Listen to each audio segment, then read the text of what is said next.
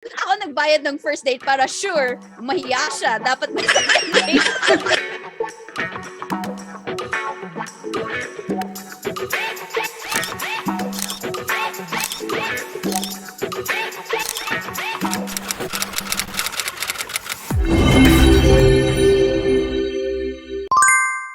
Hello, beloveds! Welcome to another episode of Daldalan, Chikahan, and Tawanan with us, your friends. And today, we're gonna talk about dating. Yes.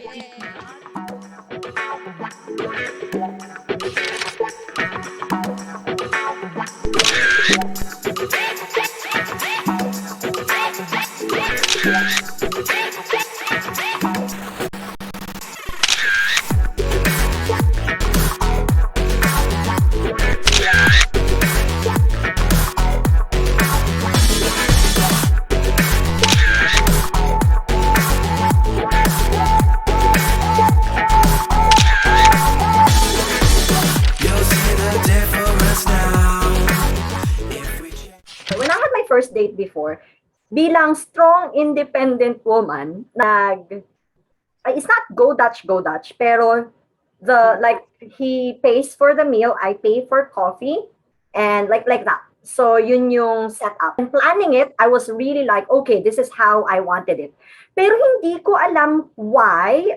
After that, I didn't feel special. Ang opinion ko as of the moment is, I feel like for the first date, I should let the man pay. Maybe for me to feel good kasi I didn't feel good that time. But also, I feel like I needed to give the man a chance to prove his intention. Pero sa the succeeding dates, that setup, like he pays for the meal, I pay for coffee, or we go Dutch, I really don't mind. Pag first date, of course, I usually let the guy actually pay for everything.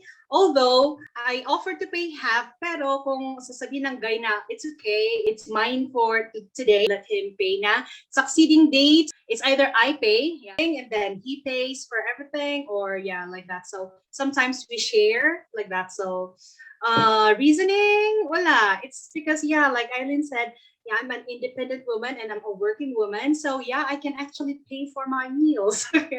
So why let the guy pay for everything? But if he insists, then okay, thank you so much. On the first date, whether or not I'm an independent woman, parang personally, I still expect the man to offer to pay for everything. Kahit na may sarili ka namang pera. But on the succeeding dates, I offer to pay. Like, okay, this time I will pay this our meal, and then you can have it next time if you like, something like that. Sometimes he insists, which is all right, but sometimes I also insist, especially kung sunod-sunod na siya lahat. Minsan, syempre, meron pa din yung ko na parang medyo nahihiya na ako. Uunahan ko na siya, punta tayo sa ganito, ako na magbabayad, yung gano'n. Inuunahan mo na para alam na din niya. Feeling ko ganun yung approach sa mga tayo, yung ma-pride. Ang approach sa atin, puntahan na yung para bayaran. Kasi hindi, makikipag-argue talaga tayo. So ako, I appreciate that. I know that the person wants to really pay when they do that. Excuse me, where is the bathroom? Yeah, right here. I'll pay the bill. What are you doing? You didn't really think I had to go to the bathroom, did you? Give me the bill. No, I got it. Oh, no. I think the guy should pay on the first date, like lahat. Kasi 'di ba, first date 'yun, gusto mong magpa-impress sa akin. And it's your chance to make me feel impressed na you are capable. Na hindi naman na mayaman ako, na may pera ako, just you're capable of paying or napakainin ako. Especially if you're very serious, like you want to get married na. And at my age, hindi na ako mag-date na casual dating na lang. Pero nung last na nakipag-date ako, actually ako ang nag-pay. Oh. Ako ang nag-aya. And it was not really a date. It was more like, let's try. Test the waters. Ganon. I was making actually another opportunity na mag-meet ulit kami. Kasi hindi ako sigurado sa feelings niya. Ako nagbayad ng first date para sure, mahiya siya. Dapat may second date. If you know that the guy is into you, then he's he should be willing to pay, right? Pero there are times it's like a burden for them to date because we always expect guys to shell out for everything. Pero if it's like us, like we are working, we are capable of paying our bills. I'm willing also to pay my share during the day. Pero first date, yes, of course, I want the guy to pay. Okay, doon mo mapifeel na, okay, gusto niya ako. One way of testing that he likes you is he's willing to, do something for you, which is, feeding you or paying for your coffee, like that. Nakakakilig ang sila ang magbayad ng first date. Tapos nakaka-turn off ang hindi sila magbabayad sa first date. Diba? For us, nakaka-turn off. So of course, succeeding dates, we can always share naman. Or hindi naman yung share yung bill sa meal na to. But I mean, this is my turn, next time is your turn, my turn.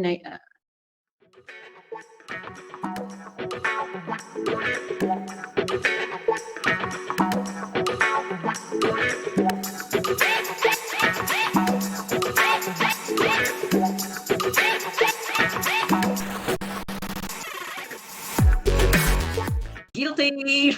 It was my coworker before who introduced me to Tinder. So she was like, "You have no boyfriend? Oh, you try Tinder. There are many men there." I think if you're into casual dating, or it really depends on your purpose, because let's say on Tinder, you can write your bio there, like, okay, you're looking for something like that for just casual dating, or just for makeup, or for some people just ONS, which stands for one night stand, or yung mga pang short time, ganon. If you're into something serious, I think online is not a very good place, but you can give it a try. There is always a chance. And yeah, especially these days that we can't go out. Yeah, I've heard stories of people who have quarantine flings. Some have happy endings, and some also have sob stories because yung mga iba is na scam. So you really have to be very careful. Well, the first time I tried swiping right, swiping left was back when I was in Vietnam. I experienced dating someone I met online, but then it's just casual, and then we didn't have any succeeding dates after that. So wala lang. And then today, because I was reminded of online dating. So download ko ulit yung Tinder dito sa Pinas at saka yung Bustle. Na-try kong mag-ganon. Parang I'm not interested. Okay? It's not interesting at all. Okay, it's better to meet someone in real life na lang, ganon, kaysa online dating. I haven't been into online dating, and I won't be because I'm already married, but I will just probably share my opinion for like some others who are single, like you ladies. So in my opinion, well, it's not bad to try. If you're single, Gina, you would do it. If I were single, It's not a Advice sa mga single, tapos I won't take my I advice. might have. Just in my experience, online dating doesn't work. And I think the main reason is because, expectation versus reality. It's sa online, ang laki ng expectation mo, or kahit hindi masyado malaki, pero may expectation ka kasi nakita mo yung profile niya. Pag dating naman sa reality, kung hindi siya nag-lie, then that's well and good. Pero kapag nag-lie siya, then madi-disappoint ka talaga. But I'm not discounting yung effectivity niya kasi around me, I know many people who met online too na naging successful naman yung relationship nila. And I think they're the lucky ones.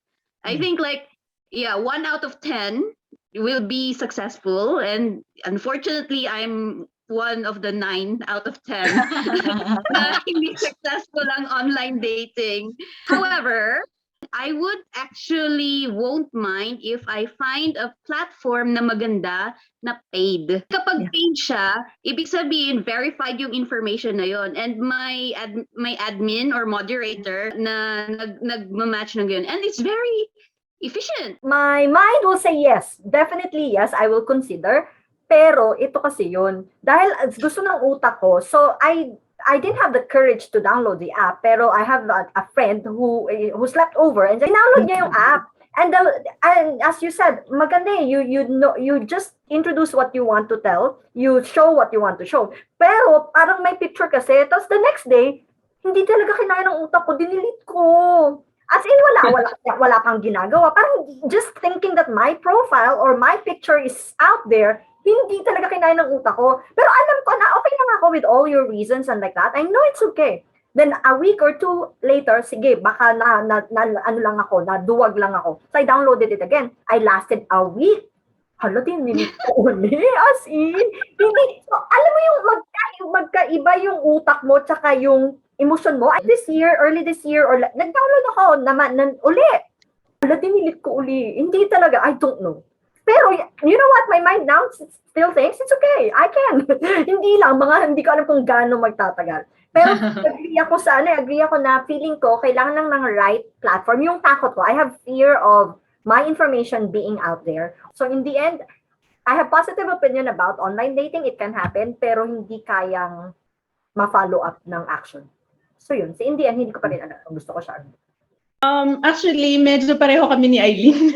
Ulit. Medyo pareho na parang, I know it's okay. I mean, my mind understands that it's okay for, people to have online dating. Pero hindi ko talaga siya magawa. So parang iniisip ko, bakit di ko magawa? Alam ko naman na okay, so is it really okay? Parang ganyan. Or may prejudice ata ako sa online dating? Kasi parang, so what? Kung makita nila na nasa online dating ako, okay lang naman ang online dating. Dapat ganun, di ba yung mindset? Pero bakit hindi ko magawa?